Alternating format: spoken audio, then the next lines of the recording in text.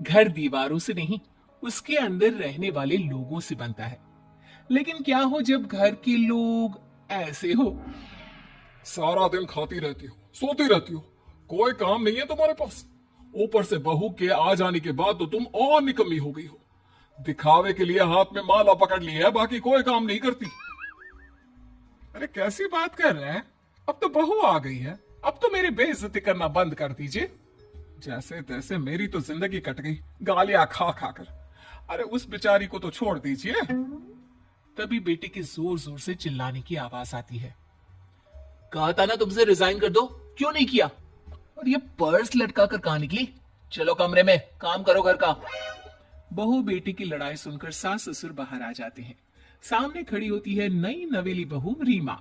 देख लीजिए माँ जी, शादी से पहले तो मेरे माँ पापा के सामने कहा था कि शादी के बाद नौकरी करने देंगे, लेकिन अब क्या कह रहे हैं? तो तुम माँ जी को क्यों बोल रही है बहू? अब उसका मन रहा होगा, अब नहीं है।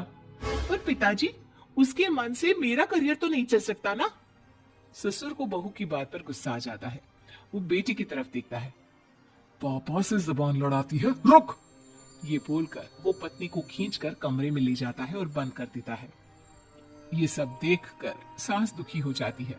पति के जाने के बाद सास बेटे से कहती है। देख बेटा, अब जमाना कुछ और है। तेरे पिता ने घर में औरतों की कद्र नहीं की, लेकिन तू ऐसा ना बन। शहर की समझदार पढ़ी लिखी लड़की से शादी की है तूने, उसका ख्याल रखा कर, तमीज से पेश आया कर। जा, बहू को कमरे से बाहर ले आ। लेकिन बेटा नहीं मानता और बहू कमरे में सारा दिन बंद रहती है। शाम को बेटा बाहर जाता है कि सास चाय और बिस्कुट लेकर बहू के कमरे में जाती है। बहू बेटा ये ले, चाय पी ले। रो रो कर कैसी शक्ल बना ली है बेटा। माँ जी, ये कैसे लोग हैं? आप कैसे मैनेज कर रही हैं? ऐसे थोड़ी ना होता है माँ जी। घर की औरतों को तो पिताजी और ये इंसान समझते ही नहीं। क्या करूं बेटा, मैंने तो जैसे तैसे सह लिया, लेकिन तू ना सहना। दोनों बात कर ही रहे थे कि ससुर आ जाते हैं। अच्छा, तो अब बहू को भड़का रही हो? बहुत दिन हो गए मार खाए, अब क्या बहू के सामने खाओगी? जाओ यहां से, और जरूरत नहीं है ज्यादा इस लड़की को सर पर चढ़ाने की, समझी? बहू को ससुर की बात पर गुस्सा आ जाता है, लेकिन वो कुछ नहीं कहती।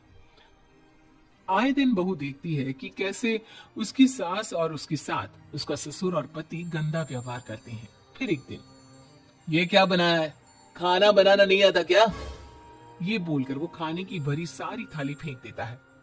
अरे बेटा कोई बात नहीं, शांत हो जा, मैं अभी बाहर से कुछ मंगवा देता हूँ। हाँ पापा, ऑर्डर करिए। ऐसे खाने से तो पेट भरने से रहा। वैसे खाना तुमको बनाना आता नहीं और बाहर जाकर नौकरी करना चाहती हो। अरे तुम जैसे को तो पूछते भी नहीं है बाहर। बहू को पति की बात पर गुस्सा आता है, तभी सास बोल पड़ती है। तेरे से ज्यादा पढ़ी लिखी है, वो तो तूने इसे कहा था कि तू नौकरी करने देगा तो तुझसे शादी कर ली, वरना ना ही करवाते इसके माँ बाप तुझसे शादी इसकी। और कमाती भी ये तेरे जितना ही है बेटा। बहू हैरान रह जाती है कि जो सास खुद के लिए एक बार भी खड़ी नहीं हुई, वो उसके लिए बेटे को भी भला बुरा सुना रही है। उसकी नजर में सास की इज्जत और बढ़ जाती है। वो सास को देखकर ये सब सोच ही रही थी कि उसके कान में एक जोर से चांटे की आवाज आती है। किसको किसको मार पड़ी?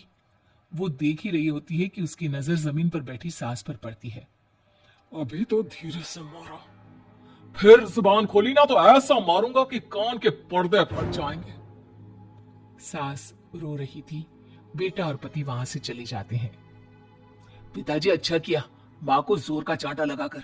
आगे से जबान खोलने से पहले 4 बार सोचेंगी। बड़ी आई। दोनों हंसते हुए वहां से निकल जाते हैं। बहू सास को उठाती है और पानी देती है। मैंने ये दिन रोज देखे हैं बहू, लेकिन तू नहीं सहना।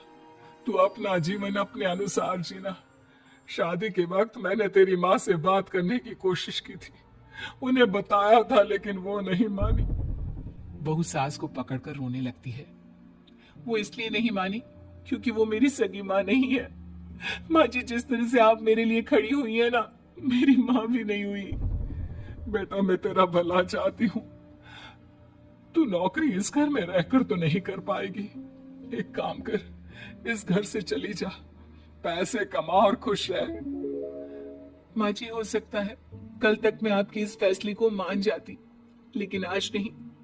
माँ जी, आप यहाँ इस नर्क को झेले और मैं आपको छोड़कर चली जाऊं? नहीं, कभी नहीं। अगले रोज, सुनिए, वो क्या है ना, मुझे कुछ कपड़े और गहनों की जरूरत है, तो जरा पैसे दीजिए ना। अब आप घर के मर्द हो तो पैसे तो आपसे ही मांगूंगी ना। बुरा तो नहीं लग रहा ना आपको? नहीं नहीं, बुरा क्यों लगेगा। ये लो कार्ड, कर लेना शॉपिंग। अगले रोज, बिजली का बिल आया है 10,000 का, भर दीजिएगा। इतना बिल कैसे आ गया?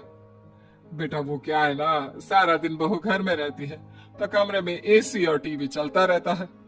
अब कम से कम बाहर जाए तो 4 पैसे कमा कर लाए। लेकिन हम लोगों को थोड़ी ना औरत की कमाई खानी है, वो तो मर्द ही करता है ना। पति पर्स दिखता है और फिर हाँ माँ, ठीक बोल रही हो। खैर चलता हूँ, ऑफिस का वक्त हो गया है। पति ऑफिस से पिता को फोन करता है। पापा, घर के खर्चे तो बढ़ते ही जा रहे हैं, ऊपर से महंगाई आप देख रहे हैं। मैं सोच रहा हूँ क्यों ना मीना को नौकरी के लिए हाँ कर दूं, 4 पैसे ही लाएगी ना घर में। वो तो तू ठीक बोल रहा है, लेकिन ये औरत की जात, कल को 4 पैसे कमाने लगे तो ये नहीं कि सर पर चढ़कर नाचे। हाँ पिताजी, बात तो सही है। वो तो आप है जो माँ को मुट्ठी में रखा है, वरना मेरी वाली तो। खैर सोचते हैं इस बारे में। शाम को पूरा परिवार साथ बैठा होता है। वो कल पनीर की सब्जी बनानी है, तो थोड़े पैसे देकर जाना। और हाँ, कीर्तन भी रखा है संडे को, उसके लिए सामान की लिस्ट बना दी है, ले आना। पापा को दे दो, वो ले आएंगे। अरे पापा कहाँ से ले आएंगे, मेरे पास नहीं है पैसे वैसे। लो, पैसे ही नहीं है? मेरे पापा की जेब तो हमेशा नोटों से भरी रहती है। बेटा, लक्ष्मी को जो पूछता है ना, उसके पास लक्ष्मी रहती है। जो घर की औरतों को मारे पीटे, वो भला कैसे लक्ष्मी का लाभ ले सकता है? वाह वाह, क्या बात है, तो जबान खुल रही है तुम्हारी। लगता है भूल गई पुरानी मार और डांट क्या? हाँ माँ जी, शांत हो जाइए। मैं नहीं देख सकती आपको मार खाता, और फिर हो सकता है कि मैं आपको बचाने आऊं तो ये भी मुझे मारे। ठीक है बहू, मैं कुछ नहीं कहती, तो ये लिस्ट बस दे दे, मैं चलिए आराम करने। फिर अगले रोज, सुनिए जी, वो मायके जाना है। वो क्या है ना, शादी के बाद से गई नहीं, तो ट्रेन की टिकट बुक करवा देना। तो मैं भी तो साथ जाऊंगा ना तुम्हारे। तो ठीक है, फिर फ्लाइट की ही टिकट करवा दीजिए। वो क्या है ना, अच्छा थोड़ी ना लगता है आप पहली बार मेरे साथ जा रहे हो और हम ट्रेन से चले, ठीक है ना? पति ऑफिस जाता है, जहाँ उसका दोस्त कहता है, अरे क्या हो गया यार, परेशान सा दिख रहा है। तेरी तो नई नई शादी हुई है, भाभी परेशान कर रही है क्या? अरे नहीं यार, तू तो जानता है थोड़ी सी कमाई में घर चलाना मुश्किल हो रहा है। तू कैसे मैनेज करता है यार? कैसे क्या यार, तू जानता है ना मेरी बीवी रिया को, वो टीचर है, फिर घर में ट्यूशन करती है, साथ में बच्चे भी पढ़ लेते हैं। यार घर नाम की गाड़ी दोनों पहियों के साथ चलने से ही चलती है। वो भी कमाती है और मैं भी, और चल रहा है घर बस। पति को दोस्त की बात समझ में आती है, लेकिन पिता का ज्ञान कैसे भूल सकता था? वही कल को सर पर चढ़कर नाचने लगी तो। शाम को घर आता है, जहाँ उसकी बुआ और उसका बेटा बैठे होते हैं। अरे आ गया लल्ला, कैसा थका थका सा लग रहा है, सब ठीक है ना? नमस्ते बुआ, कैसे आना हुआ? कैसा है रमेश? भाई को तो भाई की याद ही नहीं आती। अरे नहीं नहीं भैया, याद नहीं आती तो यहाँ कैसे आता? ये लीजिए मेरी शादी का कार्ड, जरूर आना। पति कार्ड खोलता है। डॉक्टर रश्मि? अरे वाह, तेरी होने वाली बीवी डॉक्टर है। और क्या भैया, आपकी बीवी इंजीनियर तो मेरी डॉक्टर। तभी वहाँ सास आ जाती है। अरे जब घर में ही बिठाना है बेचारी को, तो काहे का इंजीनियर है, तो काम वाली ही, घर का काम करती है और आराम। इतनी पढ़ी लिखी लड़की को घर पर क्यों बैठा रखा है? अरे बहू कहीं झोला छाप डिग्री तो नहीं लेकर आई है? पत्नी की बुराई सुनकर पति को गुस्सा आता है। नहीं बुआ, यूनिवर्सिटी टॉपर है मेरी मीना, और हाँ बड़ी कंपनी में काम भी करती है। बस शादी के बाद कुछ महीनों की छुट्टी ली थी, अगले हफ्ते से ऑफिस शुरू हो जाएगा। क्यों मीना? तभी ससुर आ जाते हैं। हाँ लेकिन फिर घर का काम कैसे होगा? और पैसे कमाने लगेगी तो सर पर। पिता की बात पूरी नहीं हुई कि बेटा, सर पर चढ़ने का हक है उसका पापा। पत्नी है वो मेरी, यानी मेरे घर की रानी। और रानियां तो सर का ताज होती है। क्यों मीना? मीना पति की बात सुनकर शर्मा जाती है। वाह बेटा, तू सही समय में समझ गया कि औरतों की इज्जत करने वाले घर में शांति और लक्ष्मी का वास होता है।